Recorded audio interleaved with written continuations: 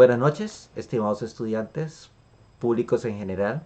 Hoy, como costumbre, en este proceso de el rescate nacional de América Latina de escritores sobre el costumbrismo y sobre los relatos y también costumbres de los pueblos de toda América Latina, hoy nos agrada la presencia del escritor costarricense don Héctor Hernández, el cual nos vamos a compartir un pequeño diálogo, un conversatorio durante unos minutos sobre su experiencia y su nuevo libro, Relatos de los Santos, un precioso ejemplar en el cual relata historias de juventud, de niñez, de los santos del pueblo al sur de San José de Costa Rica. Para nosotros es un gran honor tener a don Héctor en estos momentos. Voy a leer, voy a compartir con ustedes la bibliografía de don Héctor. Él nació en el sur de San José, en Vuelta al Jorco. Es un pueblito carretera hacia San Ignacio de Acosta, una zona preciosa cafetalera al sur de San José, en el cual estudió su primera parte en primaria en la escuela Cristóbal Colón y también en la parte secundaria lo realizó en el Liceo de Acosta del mismo pueblo. En esos lugares, en su juventud, con su tío, aprendió a revolcarse en la tierra, el oler esa tierra húmeda, el lapear algunos mangos, el lapear algunos y jugar con la chócola, que es una semilla de un árbol en el cual ellos implementaban lo que era la bolincha, que era un tipo de juegos que está dentro de este texto precioso, el cual tuvo una juventud y una niñez invidiable. Yo creo que cuando nosotros hemos nacido del pueblo, aprendemos mucho, aprendemos a valorar a nuestra tierra. Con estos procesos tuvo su estudio universitario en la parte de la enseñanza del español y la filología española, en la cual realizó sus estudios universitarios en la Universidad Nacional en Heredia. Eh, Heredia se encuentra a 20 kilómetros de la capital de San José, entonces siempre estuvo en la zona, llamémosla meseta central de Costa Rica. Al compartir al lado de sus superiores, compañeros, amistades, profesores, padres eh, y compañeros de las editoriales, en conceptos de periódicos, él trabajó mucho con el rescate tanto de algunos periódicos como revistas y también aportó mucho a los jóvenes en el área de revisión de tesis. Con su experiencia colaboró con estos jóvenes a que desarrollaran su tesis para sus grados. Sin más, vamos a presentar a don Héctor, que para mí es un gran placer como escritor y también como ser humano y como amigo, lo considero como un gran amigo. Don Héctor, para nosotros es un gran placer la Universidad Católica de Chile como la Universidad de Costa Rica y yo creo que como costarricense me siento orgulloso de tener todavía escritores o profesionales que quieren rescatar el costumbrismo, que quieren rescatar las historias de nuestros pueblos, de nuestros abuelos. Don Héctor, bienvenido a esta su casa. Yo creo que vamos a compartir una bonita noche en la cual vamos a recordar algunas anécdotas. Entonces, bienvenido. No sé si tiene alguna palabras para nosotros. Muchas gracias, don Edwin. Para mí es un orgullo, es una satisfacción plena poder compartir un momento tan importante para las letras, que es el mundo de las letras tan apasionante.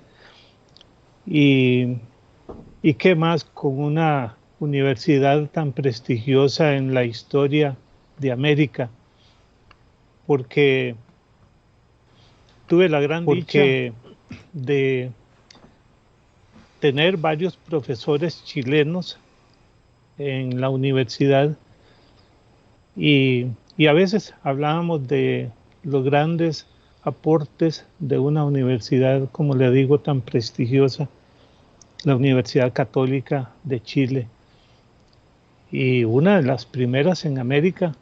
Entonces, los que han tenido la oportunidad de pasar por las aulas de la Católica pueden sentir un gran privilegio. Y entonces, uno de ellos, un gran investigador y docente, el doctor Juan Durán Lucio, a quien tenemos todavía en Costa Rica, y me siento también muy privilegiado por haber tenido a un profesor de tanta calidad, de estirpe chilena, y otros también que tuvieron la ocasión de venir a Costa Rica a partir de aquellos conflictos políticos que se dieron. Entonces emigraron a Costa Rica, y también pues acá se tenía urgencia de docentes en las universidades, y entonces encontraron una gran ocasión para realizarse como docentes y aportar inmensa sabiduría en las letras y en la pedagogía de nuestro país. Por lo tanto, le reitero mi agradecimiento por la oportunidad de poder compartir, y pues humildemente con lo que yo llamo balbuceos en la lengua, ¿verdad? En las letras.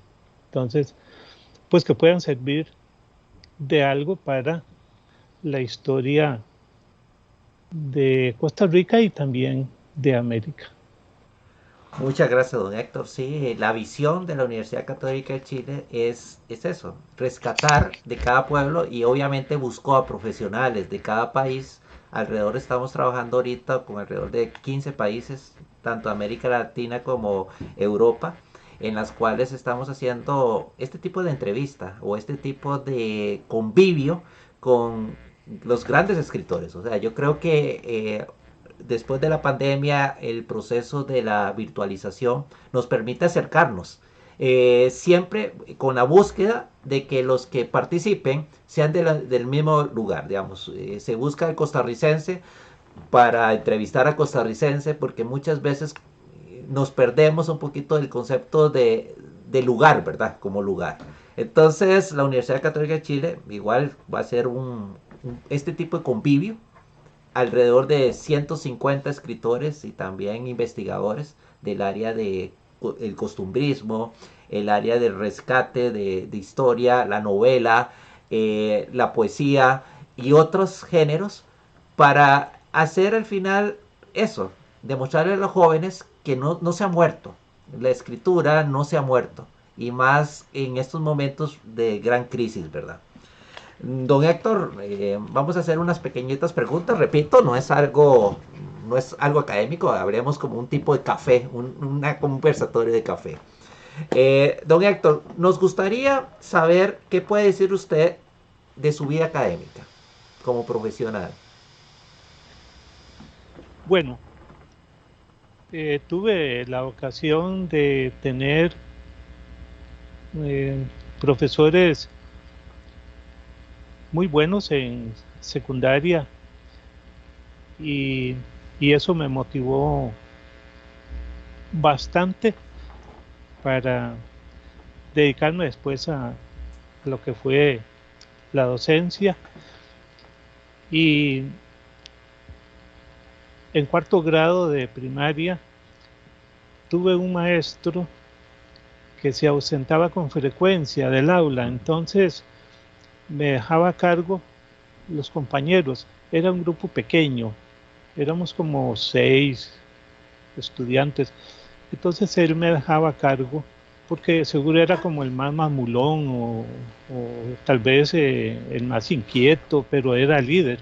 Entonces, seguro con esas características, pues pensaba que yo podía manejar a los compañeros y me dejaba prácticas, y entonces yo le pedía bolígrafos rojos para poderle poner la calificación a los compañeros.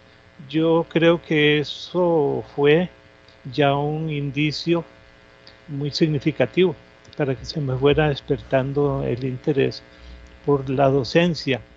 Y efectivamente, bueno, cuando logré ya terminar la secundaria en el Liceo de Acosta, y que fue accidental también la entrada al colegio, porque los únicos dos colegios más cercanos que teníamos estaban en el cantón de Desamparados, y era muy difícil a 30 kilómetros de San José poder desplazarse a uno de esos colegios.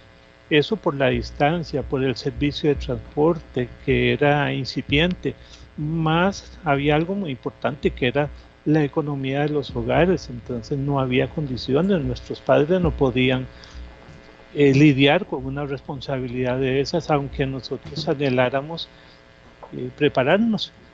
Y ese accidente de la apertura del Liceo de Acosta en 1966, perdón, en 1966, en el 65 salíamos de la primaria, entonces de rebote caímos en el colegio porque lo abrieron ese año precisamente.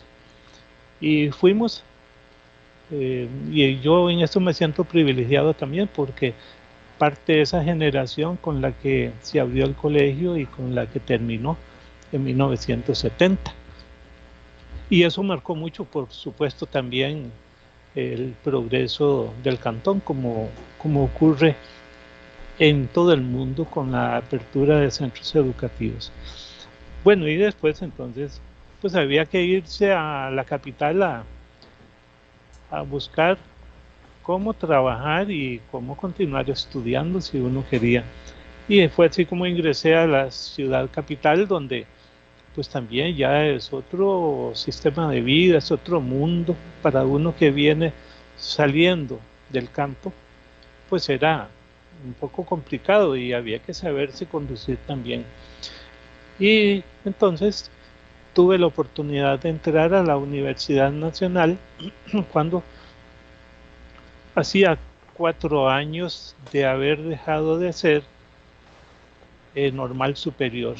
Se transformó en Universidad Nacional y siguió formando a los profesores que eran los que formaba antes la normal superior, y se quedó también con la escuela normal pura, que era la que preparaba y prepara a profesores de primaria, lo que llamamos en Costa Rica maestros. Y entonces allí ya pude entonces comenzar a realizar mis estudios, primero en la enseñanza del español para ir a dar lecciones, y luego ya motivado también por la crítica literaria, por conocer más sobre la lengua, la parte evolutiva y ya lo que es propiamente de la especialidad lingüística.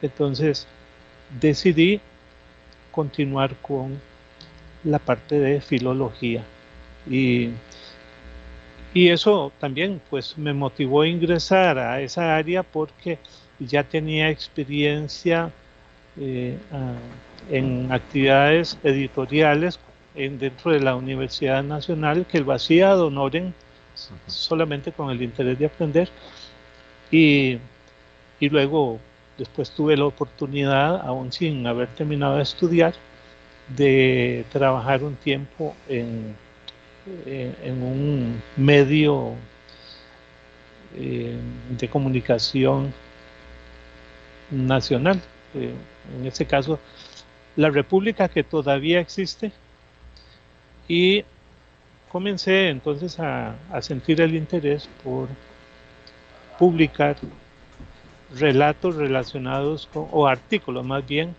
artículos relacionados con crítica literaria, con problemas sobre la enseñanza en el país, y otros temillas sobre ya la parte del rescate, que consideré que era muy necesario irlo haciendo de ese campo, que en realidad el rescate, y qué bueno que haya una universidad preocupada por eso, porque es lo que está, es parte de la historia, y a veces se entra en una especie de de postrarse en esto, se ve un poco displicente, entonces se deja de lado. Pero el rescate es muy importante porque ahí es donde está la historia. Muy interesante. Perdón. Sí, perdón, y entonces lo que primero, algunos de estos relatos que primero fueron artículos de periódico, lo que se hizo fue después trabajarlos más, darle ya la forma, buscando pues la parte literaria, si se puede decir así, y que fueran dignos de poderse publicar, y quise publicarlos antes de que mi padre faltara, y después faltó mi madre también y no fue posible. Entonces pues con el esfuerzo se logró sacar la obra, y ahí está para el deleite, y por lo menos para cumplir esa parte del rescate de una región del sur de San José que considero que faltaba por hacerse. Sí se han hecho algunos rescates en otras regiones, pero en esa parte de las haciendas donde están los trabajadores que han forjado esas haciendas en el trabajo duro de la tierra, y ese es un tema típico no solo de Costa Rica, es de toda América, ¿verdad? Como lo podemos ver a través de su historia. Sí, don Héctor, yo creo que uno de los principales, los grandes escritores, como los grandes profesionales, siempre han salido de los pueblos, porque realmente ha costado. Se lo digo igual, yo vengo de una zona rural, pero ya hacia el norte de Costa Rica, de Guanacaste, en el cual yo he visto muchos que salen de esos lugares con ese ansia de crecer y de rescatar. Antes era más difícil. Yo pienso que el aspecto de la escritura, o sea, había poca competencia, pero también había poca oportunidad. Usted ha sido de los pioneros. Yo, al ver su libro, que lo tengo aquí en la mano, que muy amablemente usted me lo regaló, y creo que es una obra, por eso la solicité que estuviera en este proceso, por el cual, como ustedes dicen, es una zona que poco se conoce en mismo Costa Rica. Entonces, por lo mismo, porque faltó alguien que escribiera. Para eso me surge la pregunta también, ¿cuándo se comenzó a interesarse por ser escritor? Y específicamente, como usted dice, tal vez por un aspecto de mostrar a sus papás, o darle ese mérito a su mamá, a su papá, sobre este tipo de escritura. ¿Cuándo usted se entró esa espinita de decir, quiero ser escritor y especialmente quiero buscar las costumbres de su tierra? ¿En qué momento sintió esa necesidad por ese tipo de rescate? Eso fue aproximadamente por la década del 80 del siglo XX, y cuando estaba en la universidad, y tuve la oportunidad también de publicar un cuento en una revista que tenía alguna sección, no sé, no recuerdo ahorita, pero ahí se publicaba una revista, entonces me dieron la oportunidad de publicar un cuento. Después, ya como le digo, en los periódicos, que fue donde más me desarrollé, y entonces ya ahí yo sentía esa inquietud, la sentía, pero ya la comencé a madurar más, por supuesto, en el ejercicio de la carrera, que es cuando uno pues va conociendo más, va madurando, va acumulando experiencia. Pero hay algo muy importante, es también el contexto, es lo que lo rodea, el hecho de haber compartido con compañeros en editoriales, como por ahí se menciona, la relación con con estudiantes en secundaria, en la universidad, la relación con profesores también, de tener los mentores. Los mentores son también fundamentales y es un trabajo que ellos hacen y si uno lo sabe capitalizar, pues eso le puede dar frutos dentro de un tiempo. Pero básicamente podría decir que a partir de 1980 yo empecé a tener esas inquietudes.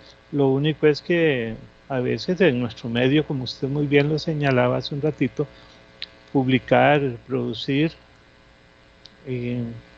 costaba y cuesta aún.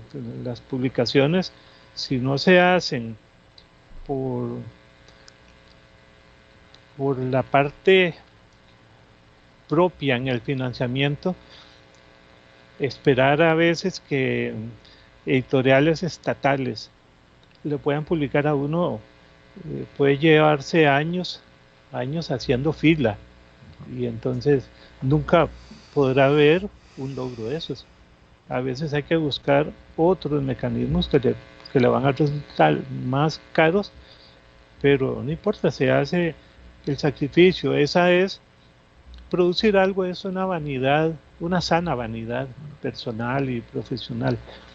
Y en las letras, ni se diga, para mí ha sido muy gratificante haber sacado esta colección de relatos, los relatos de los santos, que no se llaman relatos de los santos y tiene su portada una iglesia. No tiene que ver nada con los santos en sí, desde el punto de vista espiritual y religioso, no. Se llama de los santos precisamente porque es la región la que se rescata. Los santos, así se conoce podríamos decir que es una faja de tierra que inicia en San Pablo de León Cortés, San Marcos de Tarrazú, Santa María de Dota, y luego vienen a otros pueblos como el Rosario, Santa Elena, San Cristóbal, Surinorte, San Juan de Tobosi, Surinorte, Santa Elena, San Gabriel, hasta llegar a San Ignacio de Acosta, que limita con Puriscal. Yo diría que debió haberse incluido en la zona de los santos también a San Isidro de El General, tiene nombre de santo, y también produce café. Lo único es que la zona de los santos es conocida precisamente por su calidad de café, que ha trascendido a muchos países, Europa, Sudamérica. Bueno, incluso las primeras exportaciones de café de Costa Rica se hicieron, una de ellas a Sudamérica. Entonces debería incluirse a San Isidro. Lo único es que topográficamente está separada del resto de la región por el Cerro de la Muerte, y entonces me parece que eso es lo que ha hecho que se haya excluido, pero yo la considero parte de los santos. Entonces los relatos se llaman así porque recogen aspectos de la región de los santos. Ahora, casualmente, algunos cuentos sí tienen asuntos que tienen que ver con los santos, pero no es la razón de ser del título del libro. Muy interesante. Usted pone un punto muy, muy relevante en el sentido de dar algo a la sociedad para que lo recuerden a uno. Yo tenía un maestro que me indicaba que en la vida hay que tener 3 condiciones. Primero, sembrar un árbol. Segundo, escribir un libro. Y tercero, tener un hijo. Yo creo que ya eso sería la plenitud, uno como profesional y uno como ser. Siempre he dicho que el ser humano siempre busca que lo recuerde, ser llamémoslo un ser inmortal, y la inmortalidad en los libros es algo que siempre se va a recordar. Entonces yo pienso que eso es algo muy interesante, el rescate. El café de Costa Rica en los últimos años ha crecido mucho y es por sello de la zona de los santos. Está considerado ahorita uno de los eh, cafés más caros y más bien elaborado a nivel mundial. Entonces, en eso sí quería como rescatar. Siempre uno, durante la vida profesional, ha considerado como maestros o hay alguien de seguir. ¿Usted cuáles considera como sus maestros en la escritura, don Héctor? Bueno, hay muchos, ¿verdad? Pero que yo destaco por la influencia, siempre hay influencias en, en la vida. Uno es influido por alguien o por algunos que lo van marcando y tiene que haberlo, esa es como una constante, las influencias. Uno hace algo porque alguien también lo motivó. Entonces la lectura, para mí, fundamental de, bueno, primero, Cervantes, ¿verdad? Eso es indiscutible. Yo siempre he considerado que el Quijote de la Mancha es una obra para ser leída 3 veces mínimo cuando, cuando se está en el colegio, que hay que leerla y bueno, a veces exigir la lectura del Quijote en el colegio se ha convertido en una quijotada, porque es una obra muy densa en su historia, entonces hay que hacer toda una inducción primero, porque es una obra tan rica. Entonces, la segunda vez que debe leerse es cuando se está en la universidad estudiando para dar lecciones de español. Y la tercera lectura después de haberse hecho ya profesional en el campo. Por eso digo que por lo menos 3 veces. Entonces me marcó y me sigue marcando un Cervantes. Después, pero en la parte para el oficio de la escritura, por la sencillez con que se hace, porque yo considero que la escritura debe ser para un lector que sí haga cierto esfuerzo por interpretar, porque a veces la parte metafórica requiere eso, pero escribir de la manera más sencilla.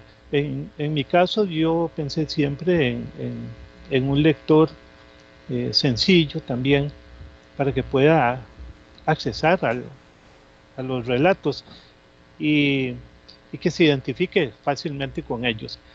Bueno, indudablemente un Juan Rulfo de México, con Pedro Páramo, quizá la obra que lo consagró. Tiene otra ahí como El Llano en Llamas, pero obra así que se convirtió en un hito para América, Pedro Páramo. Entonces, a mí me motivó mucho la lectura de esa obra por lo que ha aportado también para la letra de América. Dentro del mundo español, por ejemplo, Azorín, que es muy sencillo también para escribir.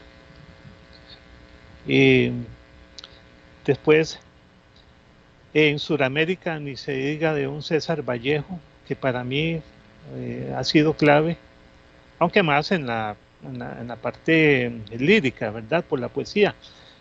Vicente Huidobro, ni se diga, otro gran padre de las letras americanas, con la creación de todo un movimiento, el creacionismo.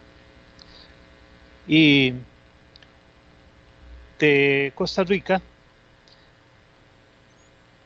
Carlos Salazar Herrera, con los cuentos, que también lo consagró un único libro, Cuentos de Angustias y Paisajes, porque tiene mucha relación con lo que a mí me gusta, que es rescatar precisamente la idiosincrasia de ese costarricense, de ese campesino, de ese trabajador humilde que siente, que sufre y que a veces es hasta mal pagado ingratamente despojado de la hacienda, del terreno, a lo Juan Varela, como en el caso de esta novelita tan rica costarricense. Entonces, ese campesino que valora la tierra, que la trabaja por un salario, pero que también anhela tener su pedazo de tierra para disfrutarlo. Y precisamente en uno de los relatos hay un caso anecdótico de un personaje que por anhelar un pedazo de tierra se retiró a un pueblo porque quería. Decía él que la yuca, la caña y todo lo que se sembraba en el terreno, si es propio, tiene un mejor sabor. Y él quiso hacer eso. Y hasta el extremo de cambiar a una hija por una parcela de tierra. Entonces eso está en la realidad costarricense, ¿verdad? Pero eso es. Y Salazar Herrera para mí ha sido fundamental, que lo leí desde que estaba en primaria, lo he leído en secundaria, lo he leído en la universidad y lo trabajo mucho a veces con mis estudiantes en las prácticas gramaticales. Yo utilizo con mis alumnos cuentos de Salazar Herrera buscando varios propósitos. Uno es incursionarlos en las letras y motivarlos, y después aprovechar la forma tan sencilla de su escrito para hacer análisis sintácticos. Cuando se ven las oraciones simples y compuestas, yo utilizo mucho cuentos de él o uso de Azorín también, o depende, ¿verdad? Pero me motivaron mucho por eso. Y hay uno fundamental que tuve la oportunidad de conocerlo, y también porque es de cerca de mi pueblo, Marcos Retana, que ya falleció también. Marcos Retana me motivó mucho con sus escritos, y aparte de eso tuve la dicha de hacer mi tesis de investigación en la universidad con los cuentos y sus publicaciones, que eran 3 libros de cuentos, entonces, y más uno de poesía. Entonces yo lo trabajé a él, y me motivó mucho por el estilo y todo, por ser de la región, por ser del campo. Entonces de esos diría que me han marcado bastante. Hay, claro, otros escritores que yo envidio, los reviso a veces, y si nos vamos para Sudamérica ni se diga, porque bueno, no sé si habría oportunidad de hablar algo más de eso, pero Claro. Empezando por la literatura prehispánica, ¿verdad? Que tenemos aquí, y después toda esa gran trayectoria de América que es envidiable. Y yo siempre he comentado con mis estudiantes, nosotros en América hemos superado las letras europeas durante una buena cantidad de años.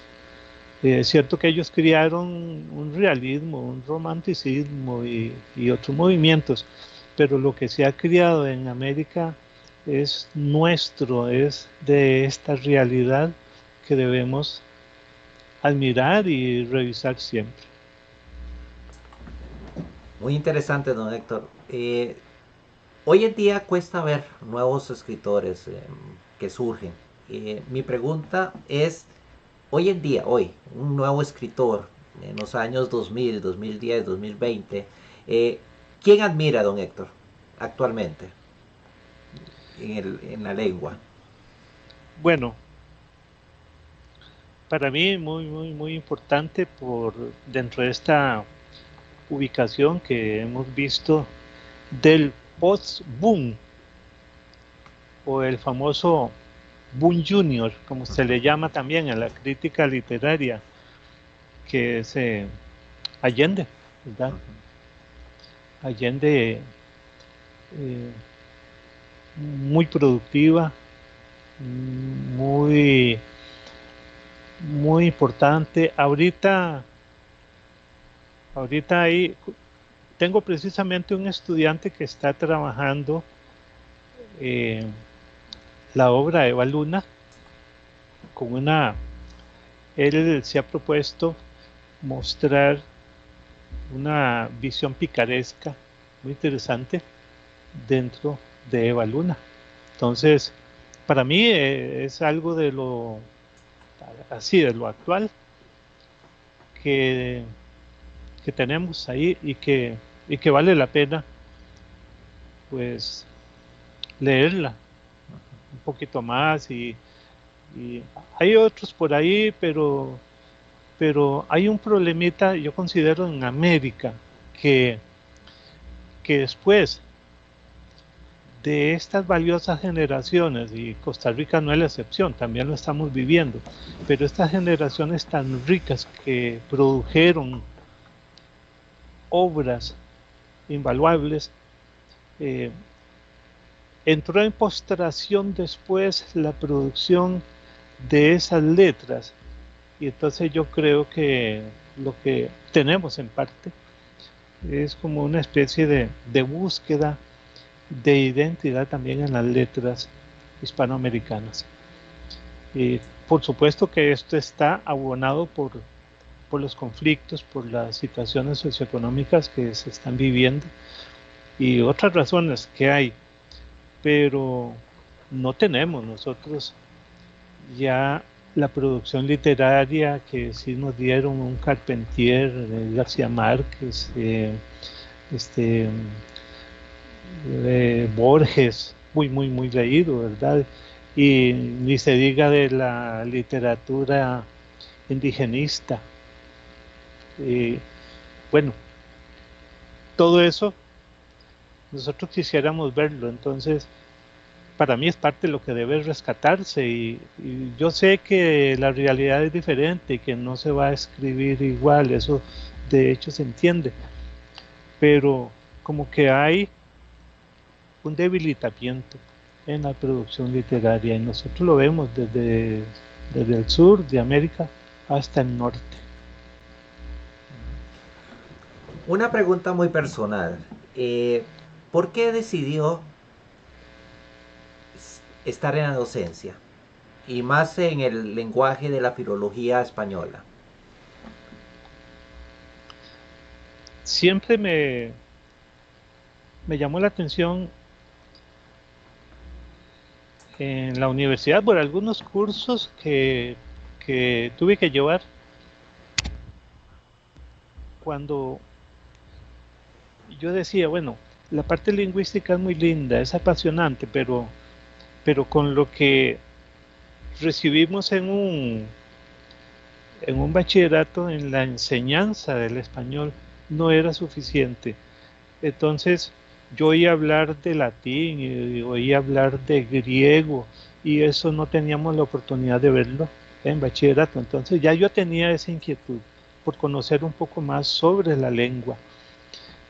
Y como le comentaba hace un rato, por la parte literaria también. Entonces, en la parte filológica, pues se envuelve uno más con la crítica, con los abordajes en la lectura de las obras, porque la literatura es tan rica que todo lector que asuma la posición de leer determinada obra ya se convierte en un crítico en potencia.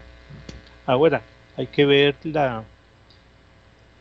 la formación que tenga y así puede acercarse a esa lectura y hacer su interpretación. Por eso se habla de la plurisignificación de la obra literaria. Pero mi inquietud nació precisamente en el transcurso del bachillerato, en la enseñanza del español, y ver docentes que manejaban también una serie de aspectos propios de la filología. Entonces eso me motivó mucho para luego tomar la especialidad en filología española. Me llamó más la española que la clásica, porque La clásica sí es cierto que hacía más énfasis en latín y griego, pero a mí lo que me interesaba era sí conocer la evolución de la lengua, pero asociarla más con la crítica literaria de lengua española. ¿Ve? Entonces de ahí la literatura, sobre todo latinoamericana, no tanto la europea por el lado de los principales eh, escritores que conocemos ahí, como los de la literatura griega y romana.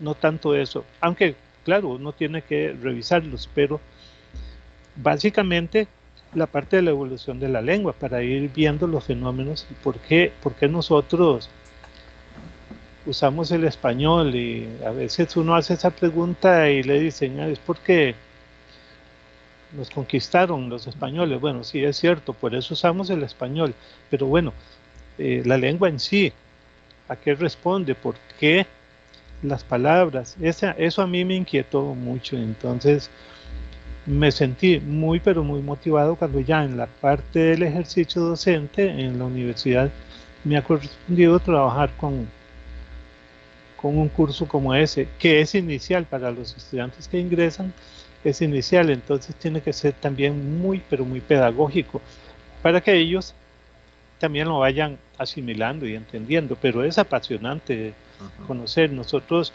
los estudiantes, se extraña cuando uno les dice, pero usted va a la farmacia y pide en griego, usted pide en latín y usted no se da ni cuenta.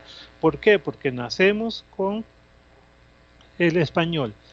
La primera nalgada que nos dan al nacer la hacemos en español. El primer llanto con la primera nalgada es en español. Después seguimos creciendo. Las primeras palabras que escuchamos son en español de parte de nuestros padres y la familia. Después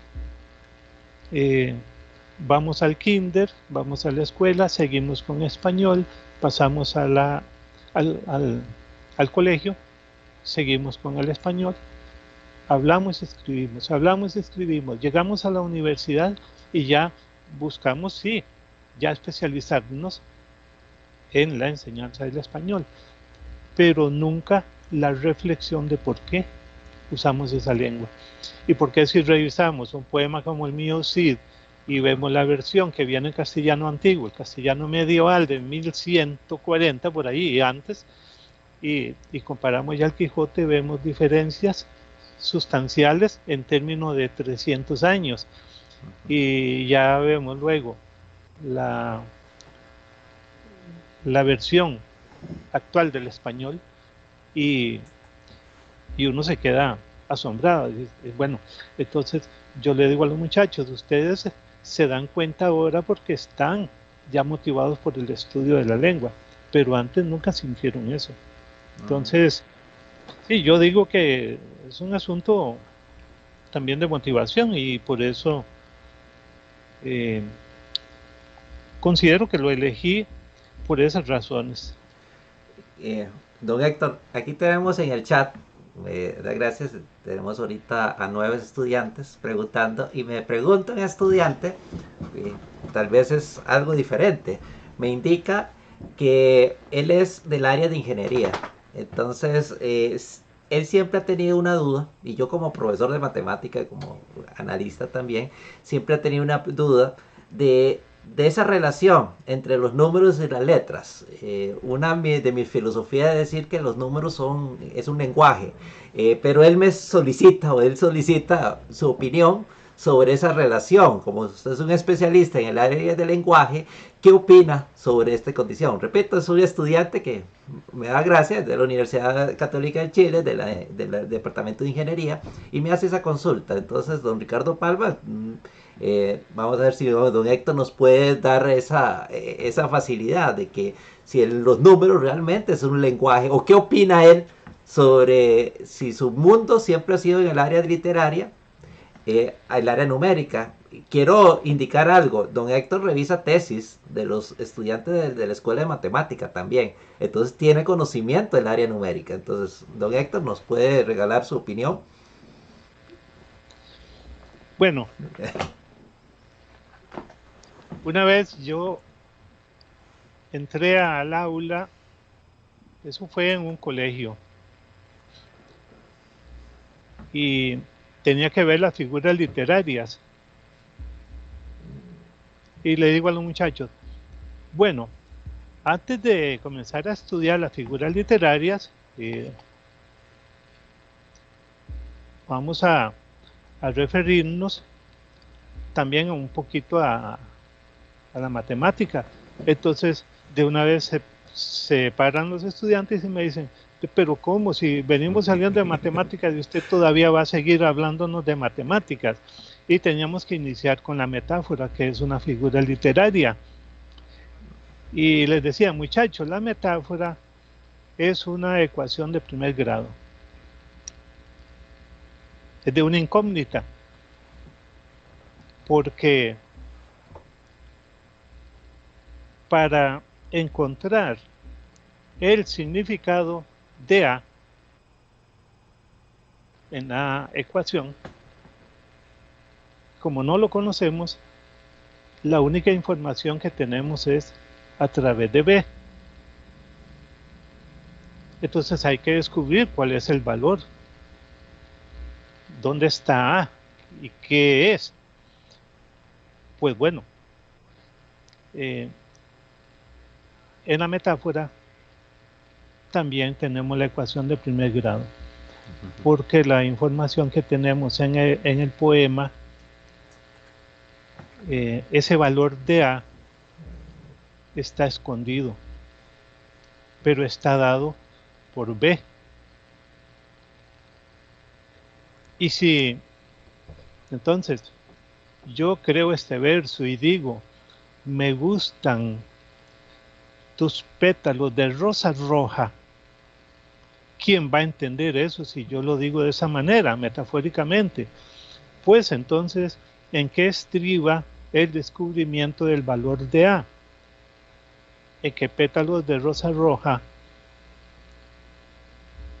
se refiere a los labios femeninos que se los pintó ese día, por ejemplo. Entonces yo quiero resaltar esa presentación de la muchacha porque tiene los labios rojos. Pero se lo dije metafóricamente o se lo dije poéticamente. Ese lenguaje ella no lo va a entender. Por eso, con B yo tengo que descubrir A.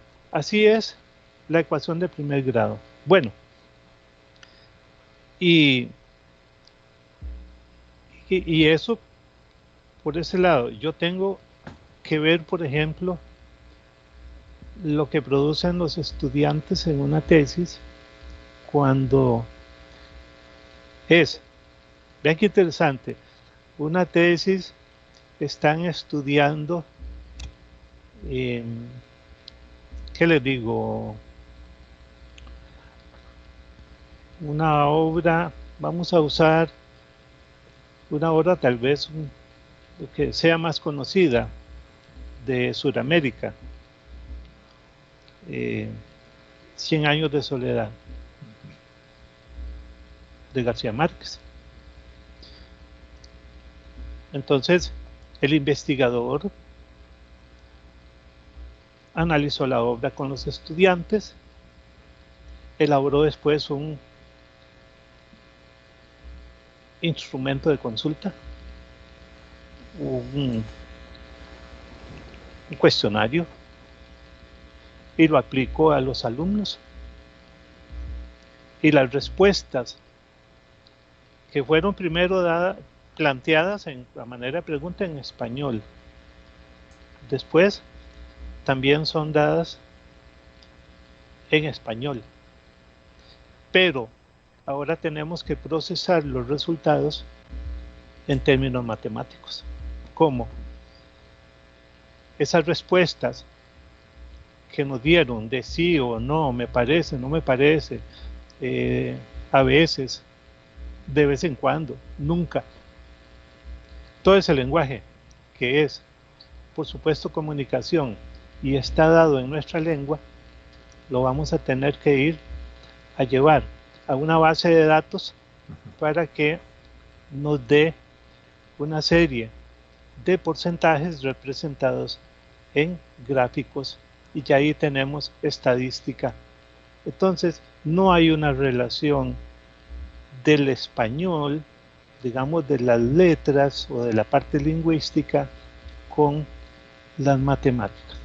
Entonces, bueno, yo sé que el mundo de la matemática a veces es visto como muy complejo por muchas personas, pero ahí en la chócola del libro nos echamos un montón de granos de café, las llamadas peinetas, las piturrias y las guapiles y las canicas, las echábamos en las bolsas del pantalón, y entonces cuando teníamos que estar jugando, si nos ganaba el compañero, nosotros teníamos que sacar para hacer el conteo y valorar, de acuerdo con el valor que tenía, para pagar, y entonces nos convertíamos también en diestros en la suma y en la resta para poder pagar. Entonces, sí es cierto que si uno se pone a analizar, hay una gran relación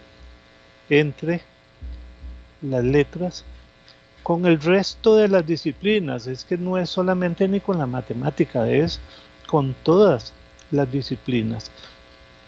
Y me causaba admiración cuando en el colegio me decía un estudiante: profesor, ¿de qué me va a interesar a mí de por sí el Quijote de la Mancha o esta otra obra para el futuro, si yo no voy a estudiar letra, yo voy por el área científica? Bueno, sí, tiene razón, pero usted tiene que estudiar español, además de que es formativo, pues se va a dar cuenta después. Bueno, ¿y qué va a ir a estudiar usted? Bueno, a mí me gusta ir a la universidad me gustaría ir a la universidad para prepararme en la parte de medicina. Bueno, está bien, vas a ir a estudiar medicina. Vea qué interesante, para estudiar medicina necesita conocer las etimologías del griego, porque todo el lenguaje médico es tomado del griego, porque el padre de la medicina griega fue y es un gran maestro para todos los de hoy, Hipócrates. Y ahí lo tienen como en los consultorios, tienen la estampa de Hipócrates, o si no de Galeno, que fueron los padres de la medicina. Por eso entonces, cuando usted va a pedir un medicamento a la farmacia y usted se fija que le dieron, dice gotas óticas. Gotas óticas. ¿Y qué quiere decir óticas? Pues simplemente porque otos en griego es oído, entonces son gotas para los oídos. Pero usamos griego, usamos latín cuando nos estamos relacionando cotidianamente. Entonces, yo le decía a ese estudiante: ¿usted a dónde piensa ir a trabajar? Bueno, al Hospital México o al San Juan de Dios, donde haya. ¿Y en qué va a hablar usted ahí? Ya en español. Es decir, usted no va a ir a hablar francés ni inglés al Hospital México. Y cuando le piden un uniforme y cuando usted tiene que dar el parte médico, ¿cómo va a hacer? Es decir, tengo que usar español. Digo, bueno, ya vamos cayendo en la cuenta entonces de que usted va a usar el español. Y lo tiene que usar cualquier persona de cualquier también especialidad. Entonces, esa es la realidad. No podemos perder eso de vista, pero sí, para volver a la consulta tan valiosa que nos hacían, hay una conexión entre todas las disciplinas del saber, y esto es lo que muchas veces nos falta por conocer. Cuando llegamos a la universidad y que los estudios de humanidades, los famosos estudios generales de humanidades, que está integrado por historia de la cultura, también la parte filosófica y la lengua. Uno dice, bueno, sí, y se remonta la lengua, principios griegos también. La filosofía ni se diga. Y la historia, otra gran realidad que ahí está, se va construyendo solita se va construyendo la historia y tenemos que revisarla para todo también. Muchas gracias, don Héctor. Yo creo que quedó bastante convencido. Don Ricardo, espero que don Héctor le haya dado las especificaciones. A mí me quedó muy claro y le voy a robar muchas de esas palabras para mis propios estudiantes. Otra consultita, don Héctor, sobre de sus escritos y sus investigaciones. ¿Cuál considera usted su preferida? Aunque uno dice es difícil buscar el preferido de los hijos, porque al final esos libros son sus hijos. Entonces, pero siempre uno indica cuál es el que me marcó, que realmente duré mi tiempo en desarrollarlo y al final cuando nació me sentí satisfecho. Que al final, como buenos escritores, nunca queda uno satisfecho con la obra, porque es obra del mundo, que eso es mi filosofía. Pero usted, ¿cuál considera usted su texto o su investigación preferida? Bueno, yo tengo, nos estamos refiriendo a los relatos, me imagino. Sí, señor. Bueno, hay dos que para mí, y como usted muy bien lo señala, todos para mí son importantes. Claro, uno quiere a todos los hijos por igual, pero hay dos relatos que yo los considero surrealistas porque tienen que ver con lo onírico, que es el sueño. Uno es El tío Machón, porque es el producto de un sueño, y el otro es El día de Cindy Eulalia, también porque es un sueño de mi estadía en la universidad. Y del tío Machón porque se relaciona con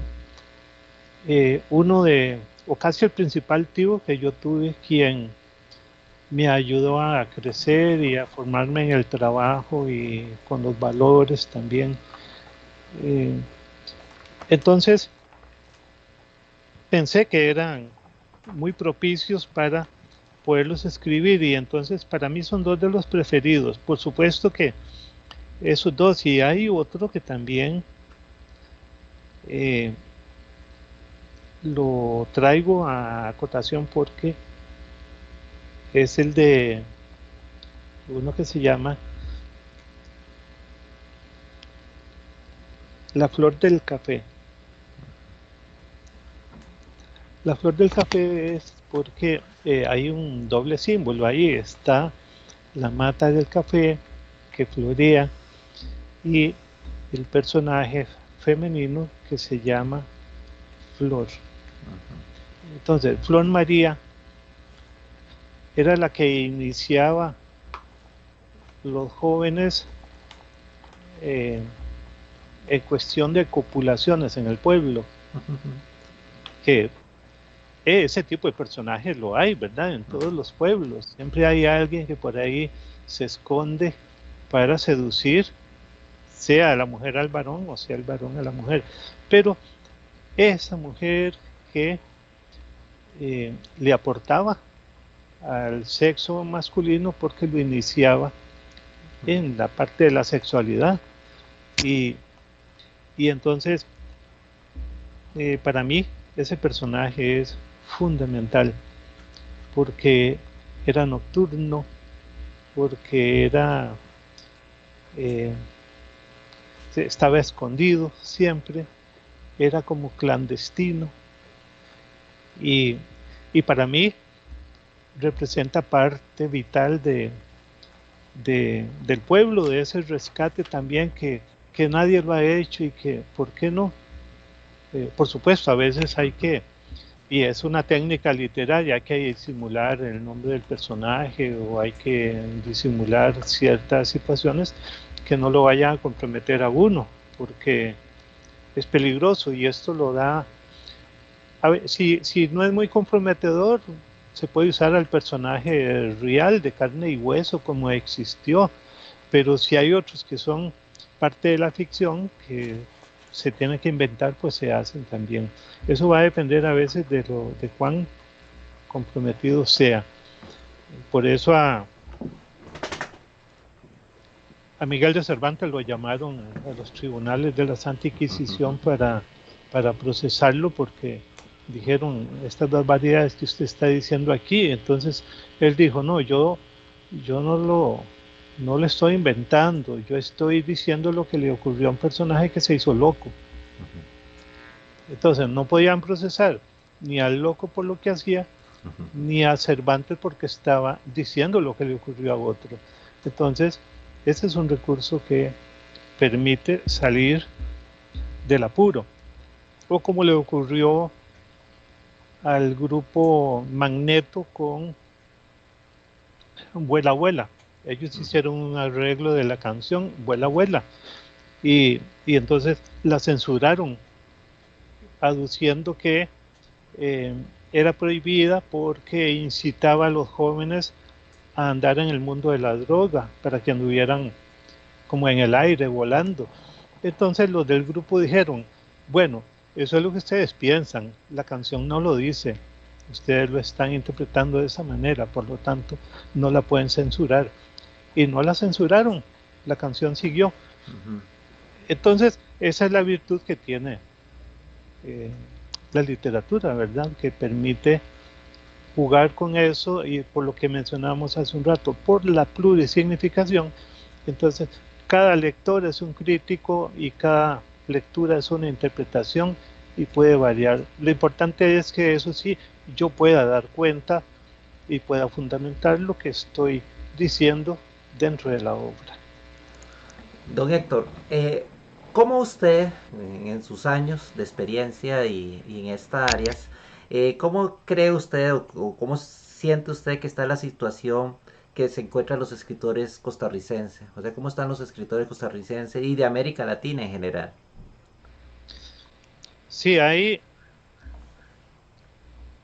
yo veo que se produce, sí hay mucha producción.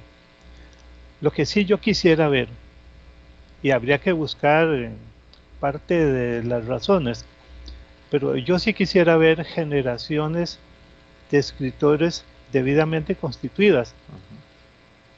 Y, y a mí me gustaría, de mil maneras, ver otra generación del boom hispanoamericano, porque es que hoy ni siquiera decimos un nuevo boom, se dice un boom junior o un post-boom. Es todo lo que se ha producido después, se podría decir casi de esa última generación que apareció, dentro de los que están Vargas Llosa, por ejemplo. Y ya de ese boom, no.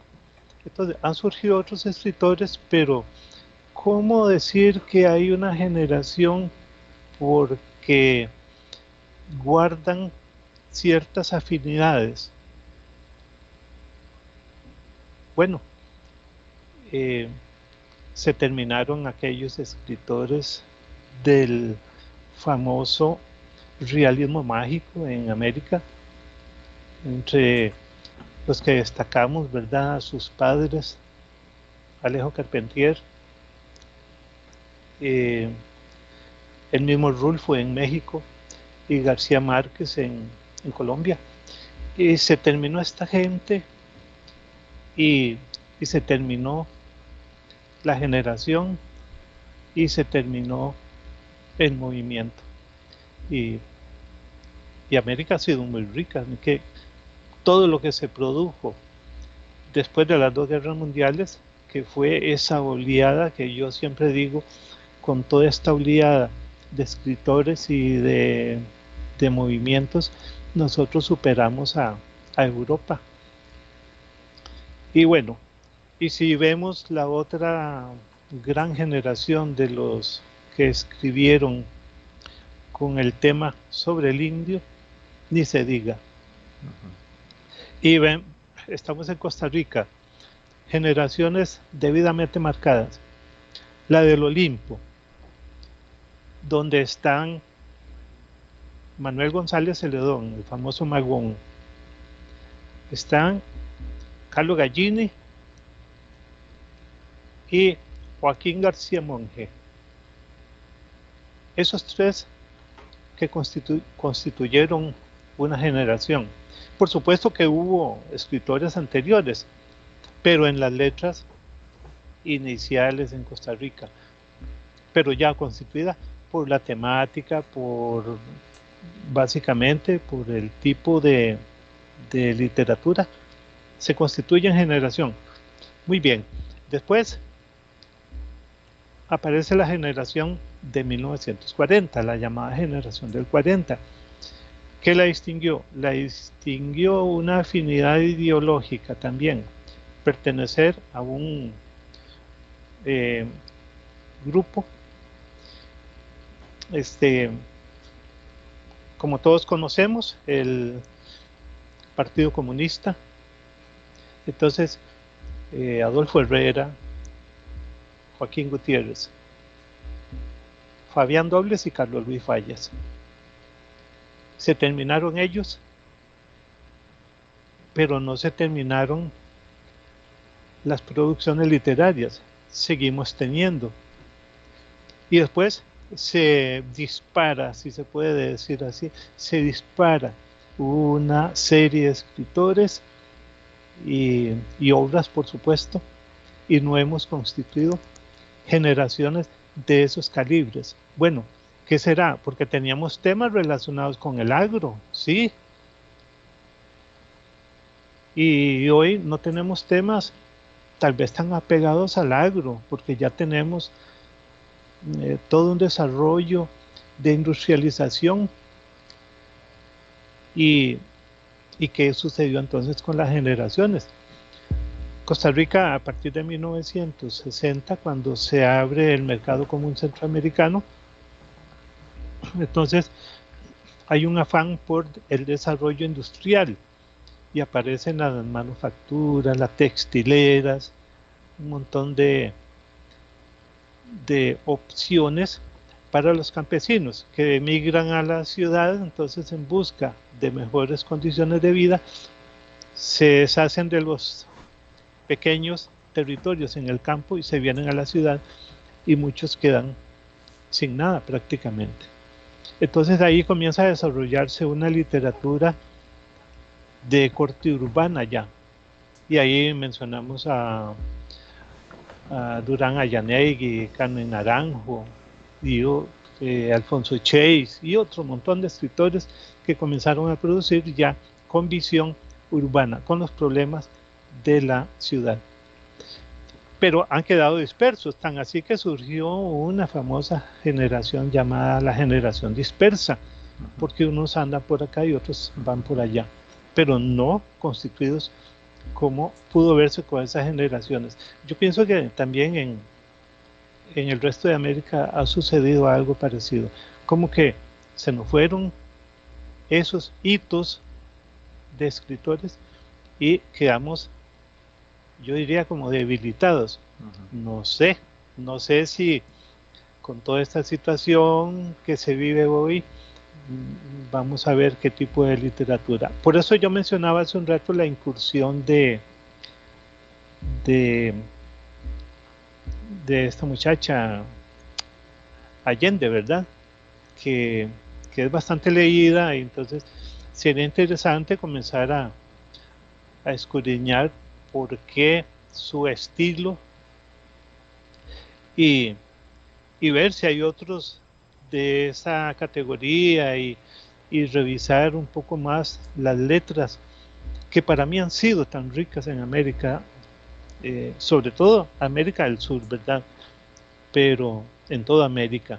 Y si mencionamos, por ejemplo, a México, México tiene una ola de escritores también que los caracterizó por una situación histórica particular, que fue la Revolución Mexicana. Entonces ahí apareció una importante generación. Y después de ahí, no volvimos a conocer sobre el México. Y uno de los últimos conocidos fue Carlos Fuentes. Y de ahí para acá, como que se nos va perdiendo eso.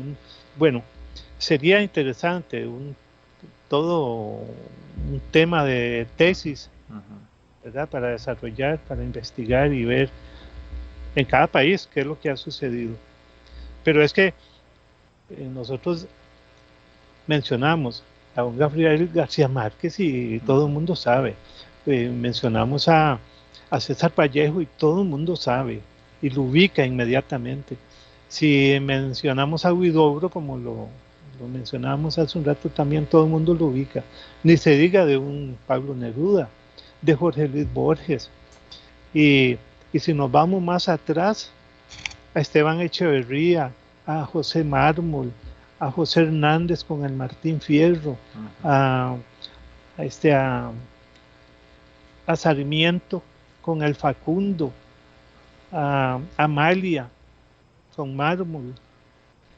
Y es que son hitos, por eso yo digo, la literatura y la historia de América son tan ricas que yo quisiera en ese rescate poder revalorarlos, pero ahí se queda nada más en mi intención mental. Pero vamos a ver qué nos deparan las letras americanas de aquí a, no sé, vamos a ver si a cuando pase la pandemia. Muy bien, don Héctor. Y para terminar, la última pregunta que quiero solicitarle es, en su vida como docente y como lector de tesis, de investigación, ¿qué opina, qué opinión tiene usted en la investigación del estudiante de hoy?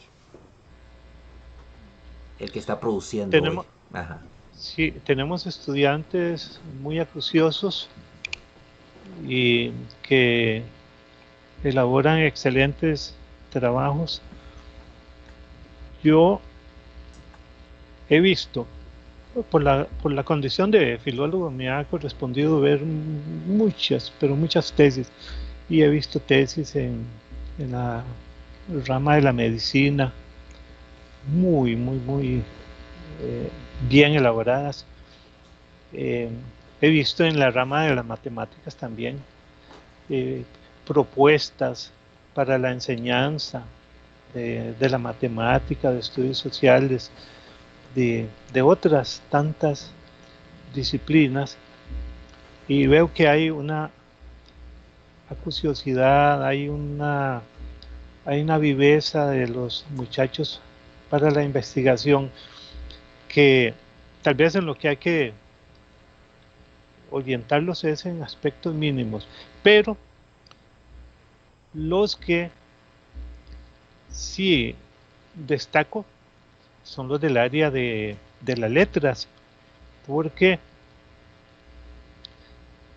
siempre insistimos en lo importante que es para un docente de español incursionar en otros campos como el de la historia, el de la misma filosofía, porque resulta que en la literatura hay que hacer intertextualidad, y si queremos hacer una buena lectura de una obra, es importante que la asociemos con la historia, porque hay un paralelismo.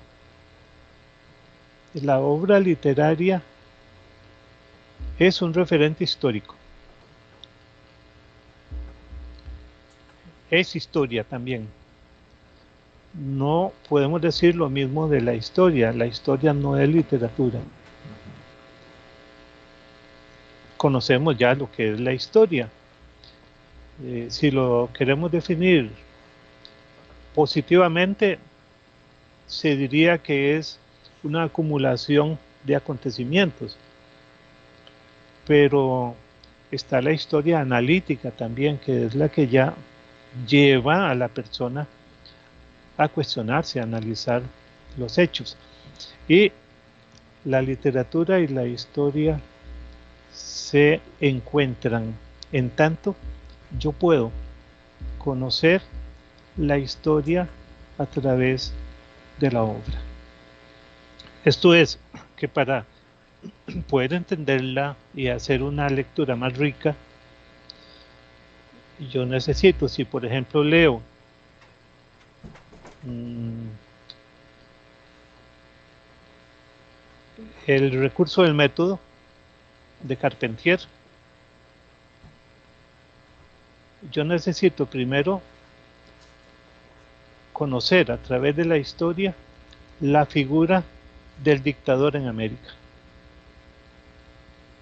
Si quiero leer de una mejor forma el señor presidente Miguel Ángel Asturias en Guatemala, igual necesito meterme en la trayectoria de la tiranía en América. Y así también con El Llano en Llamas de Rulfo en México, o si quiero estudiar también a Ernesto Cardenal con lo que él ha producido relacionado con la revolución nicaragüense también. Entonces, con esto les digo como ejemplo rápido la relación que hay entre ambas corrientes. Y si yo quiero todavía hacer un trabajo mejor de lectura con El siglo de las luces de Carpentier, que sí, es una obra muy densa, pero es densa precisamente porque cuando la leemos y no conocemos la Revolución Francesa, entonces me queda un vacío en la lectura. Nunca la entendí. Pero primero nos metemos en el acontecimiento histórico. Cuando conozcamos la Revolución Francesa, entonces vamos a entender el siglo de las luces. Esa es la situación de la historia. Por eso, vamos a ver, retomo una obra tan rica que es para mí el clásico caso de épica hispanoamericana.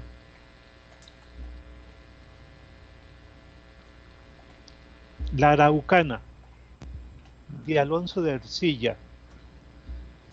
Mientras los españoles aniquilaban a nuestros indios, Arauco se levantó y se le enfrentó a los indios. Nunca aceptaron la conversión ni el dominio, y fue el último reducto de ese dominio español. Y por su lado iba Alonso de Ercilla escribiendo, aunque fuera en hojas, pero lo hacía para después sistematizar en unos cerca de 17,000 versos por ahí, no recuerdo ahorita exactamente la cantidad, en versos escritos con rima y todo. Usted lee la Araucana, que es el poema épico de Chile, equivale al poema de Mío Cid en España, y usted se entera de todo lo que hicieron los españoles leyendo la Araucana. Y si a la par de eso, pues revisa la historia y la complementa, ni se diga. Pero es una obra riquísima. Yo considero que, bueno, me imagino que los muchachos chilenos en las universidades, sobre todo en la parte de letras, me imagino que la tienen ahí en primera línea en sus programas. Y eso es riquísimo, ¿verdad? Por eso yo hablo de toda esa trayectoria que sería lindo hacer en las aulas universitarias, esa periodización de la producción de letras en América, desde que empezaron Cristóbal Colón y Bartolomé de las Casas a relatar lo que se consideró las primeras letras nacidas en América, que le enviaban a los reyes católicos en España. Aparte de lo que teníamos ya precolombino, que era el Popol Vuh y el Chilam Balam, que fueron los dos textos que hubo en América antes de la llegada de los españoles. Pero con la llegada de los españoles ya aparece la araucana que nos da cuenta de eso. Y después, toda la literatura que empezó a producirse una vez que se consolidaron los grupos de criollos en América. ¿Por qué? Con la emancipación, que ya de por sí se tenía económicamente, ya eran los grupos de españoles radicados en América, que ya eran criollos, sí, se independizaron económicamente de España. Entonces dijeron, aquí lo que ahora sigue es la independización política. Entonces, para no pertenecer más a España, viene esa emancipación, y con Simón Bolívar, criollo, Nariño, O'Higgins, José de San Martín, Antonio José de Sucre y otros que comandaron los movimientos de independencia, se gestaron las repúblicas, y con las repúblicas vinieron las dictaduras, y con las dictaduras nació la literatura cuestionando los dictadores de América. Por eso les digo, es que son recorridos riquísimos. Y ahí está, bueno, que las obras que ya les mencioné, como la Amalia en Argentina de José Mármol, también bueno, tenemos 3 escritores, ¿verdad? Mármol, Sarmiento y el autor del Matadero, Esteban Echeverría, y hay otra obra ahí de Esteban Echeverría que, bueno, así como el Matadero no es tan cruel, pero se me escapa ahorita el nombre ese de una de las primeras que él escribió.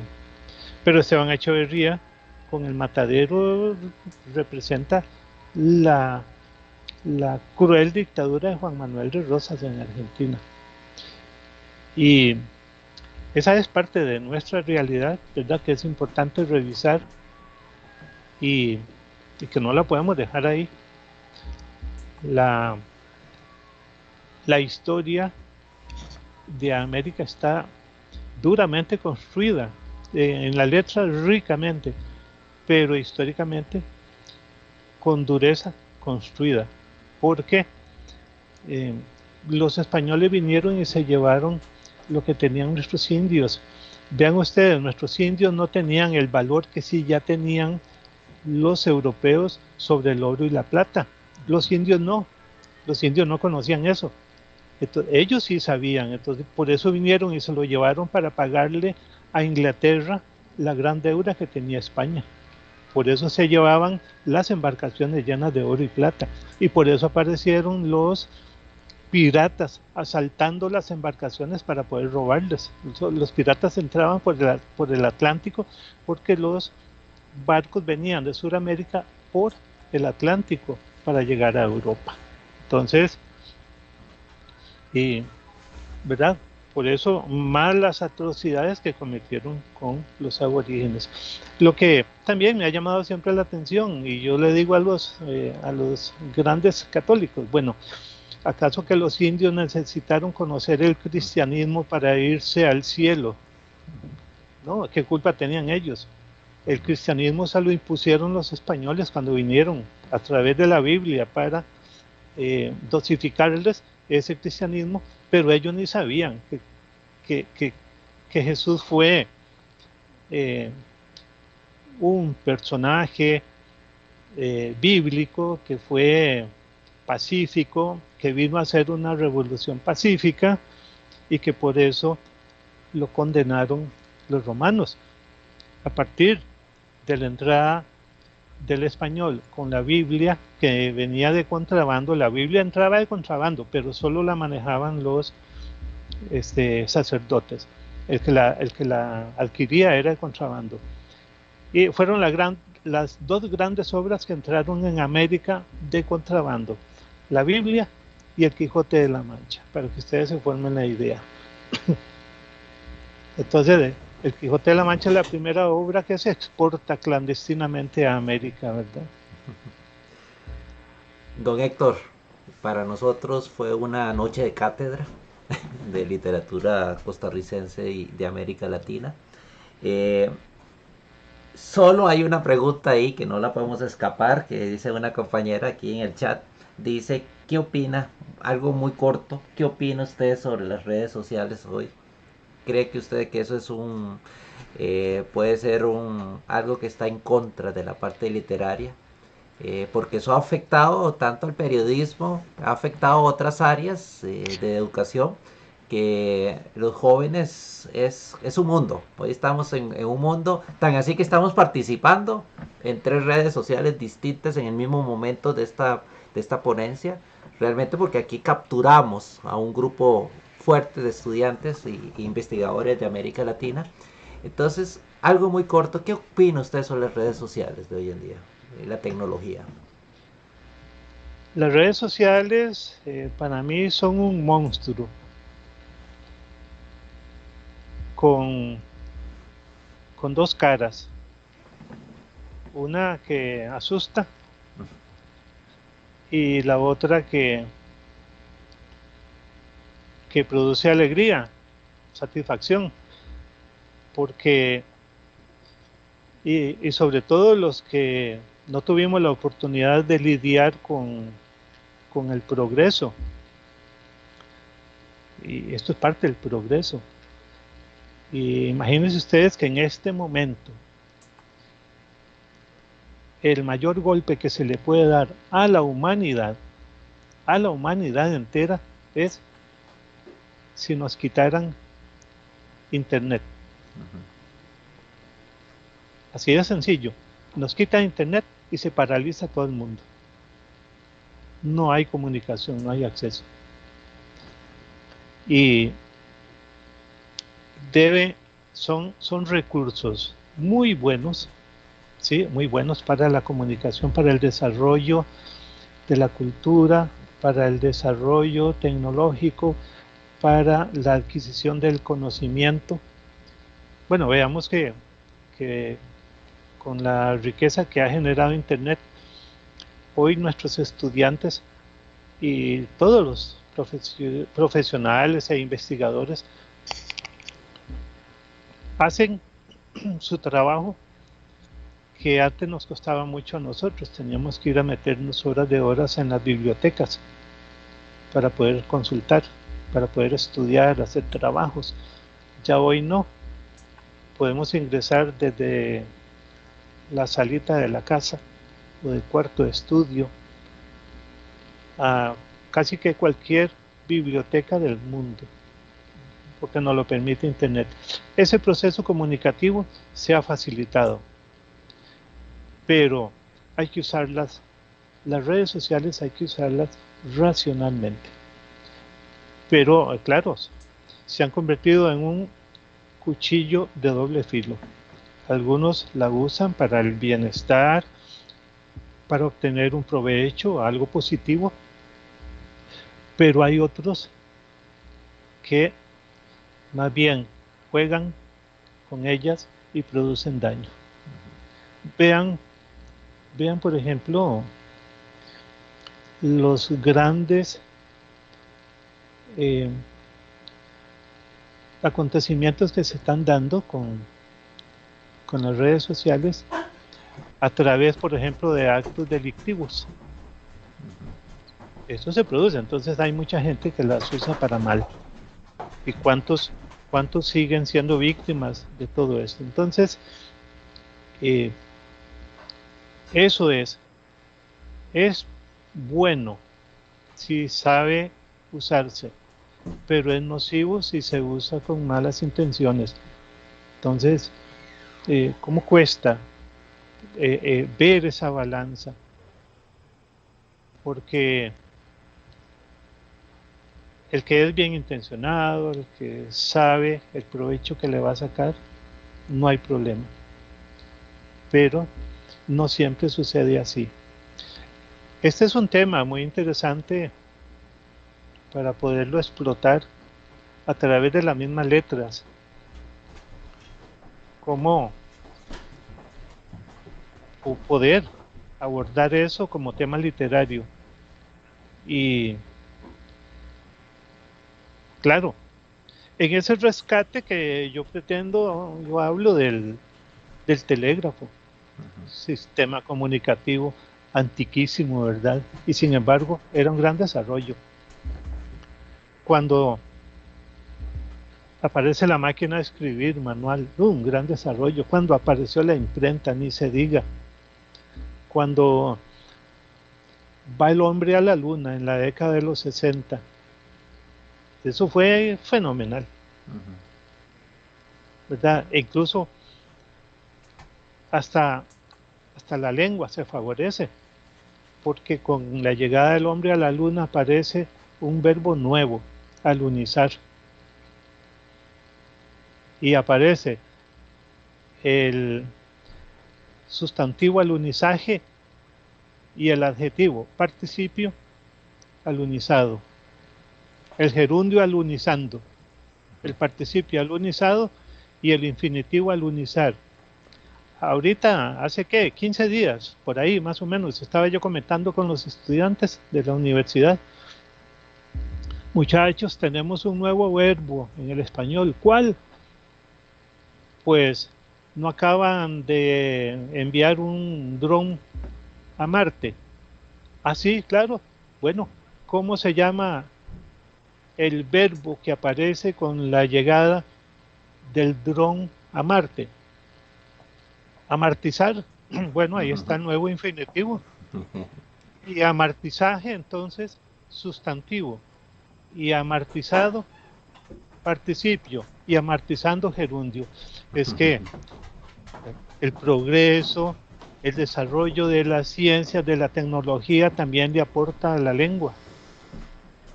Entonces, yo admiro mucho lo moderno, lo admiro. Yo no tuve lo que tienen ahora.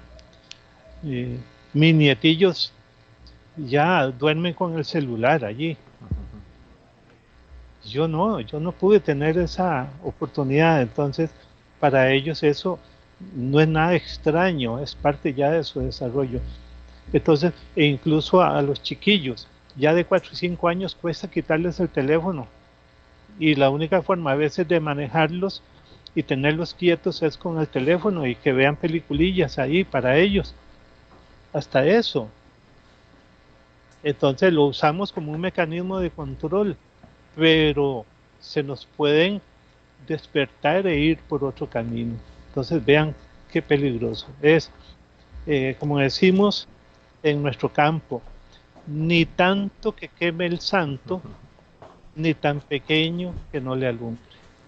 O sea, hay que saberlo manejar, eso definitivamente. Y para las actuales generaciones es todo un reto para que sepamos cómo actuar con nuestros hijos, con nuestros nietos y con los estudiantes mismos también. Vea lo que hizo el Ministerio de Educación en Costa Rica. Como era difícil controlar el uso de los teléfonos con los muchachos en la clase, ¿qué hizo el ministerio? Bueno, vamos a convertirlo en un recurso mejor pedagógico y que los alumnos con el profesor lo puedan explotar para enriquecer el conocimiento, el estudio. Entonces se convirtió también en un instrumento de aprendizaje. Pero sí, esa es la situación. Y bueno, eso nos va maravillando. Y si vemos cuando apareció el fax, el fax, qué gran invento, qué belleza en ese momento. Hoy el fax está guardado como reliquia ya, parte de las reliquias, forman parte del museo. Pero imagínense, con el fax, ahí apareció Humberto Eco, el semiólogo, escribiendo fax ocupado, adiós herencia. Entonces, a un señor, creo que en Francia, de Francia le avisaron que había sido heredado con una rica fortuna. Y entonces le conferían como una semana de tiempo para que se apersonara a hacer valer sus derechos. Y no tenía tiempo en la oficina revisando los faxes que le entraban y le entraban y le entraban, y cada día que llegaba había un cajón lleno de faxes, y llegaba el día siguiente y no había podido verlos del día anterior, y así se le pasó el tiempo y perdió la opción de ir a reclamar su fortuna. Por eso Humberto Eco escribió: fax ocupado, adiós herencia. Realmente, don Héctor, no sé, ya los que realmente en Chile son las 12 de la noche y tenemos Sí, estudiantes, sí. entonces creo que fue una noche enriquecedora, con los muchachos están muy contentos, obviamente nosotros nos sentimos muy felices. Eh, Solo invitarlo, pues si nos da en otra ocasión que hagamos ya ese convivio entre varios profesionales, varios escritores de América Latina, y usted está totalmente invitado. Le agradezco, realmente fue algo enriquecedor durante ya hora y 35 minutos de esta charla, que creíamos que iba a ser pequeña y se nos pasó rápido. Fue increíble, creo que todavía la gente que estaba conectada no iba a ser algo en vivo, iba a ser algo en recorte, pero realmente no hubo edición, hubo una buena participación de los muchachos, están muy contentos, tuvimos hasta ingenieros, entonces creo que es algo que va a llamar la atención. De igual manera va a quedar en el transcurso del tiempo, porque esta entrevista o este café, llamémoslo café cibernético, lo vamos a mantener. Entonces le agradecemos realmente de corazón este tiempo valioso, valioso, valioso, valioso. Y indicarle a los costarricenses y América Latina, es un buen libro, Relatos de los Santos, de don eh, Héctor Hernández Valverde. Entonces, decirles que, que lo leamos. Yo creo que es algo que tenemos que rescatar en nuestros pueblos. En esta zona cafetalera que Costa Rica es muy famosa y nos ha dado mucho mérito y nos sentimos muy orgullosos con el café costarricense y más de la zona de los Santos, pero también sintámonos orgullosos de su cultura. Y como dice don Héctor, que todo está relatado en estas pequeñas páginas, muy enriquecedora. Solamente agradecimiento, don Héctor, y esperemos que el tiempo nos indique, nos vuelva a invitar a compartir sus conocimientos a la humanidad, porque realmente eso es muy enriquecedor. Me siento orgulloso de ser su amigo, lo considero mi amigo, un mentor. Siempre cuando tengo que estoy haciendo una producción, le pido sus consejos, pero para mí es muy valioso. Don Héctor, un placer, muchas gracias. Muchas gracias a usted, Edwin, y yo quiero también agradecerle a los que han tenido la oportunidad de compartir con nosotros, a ese pueblo chileno que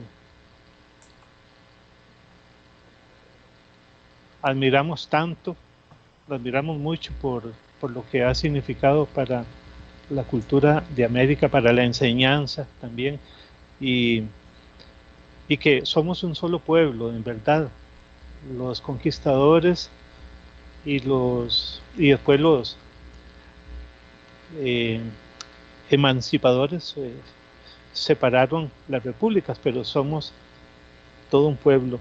Y invitarlos para que lean, para que piensen, y lo más importante, para que escriban también lo que piensen, porque esa es una necesidad para los jóvenes de América, para los profesionales de América, no solo pensar para lo que se hace, sino también pensar para producir, para crear algo propio. Y uno ya cuando llega a cierta edad también debe tener la satisfacción de haber producido algo, y eso, como les decía, por el orgullo y la sana vanidad personal también. Entonces, les reitero, y tiene que gustarle a uno lo que hace. Dijo en una ocasión el finado Facundo Cabral: a uno le tiene que gustar lo que hace, tiene que amar lo que hace, porque si uno tiene un trabajo y no lo ama, es un desocupado. Muchas Exactamente. gracias por la atención y muchas gracias por la oportunidad de compartir, y de verdad esperemos que otra ocasión nos llegue. Muchas gracias, don Héctor, en verdad.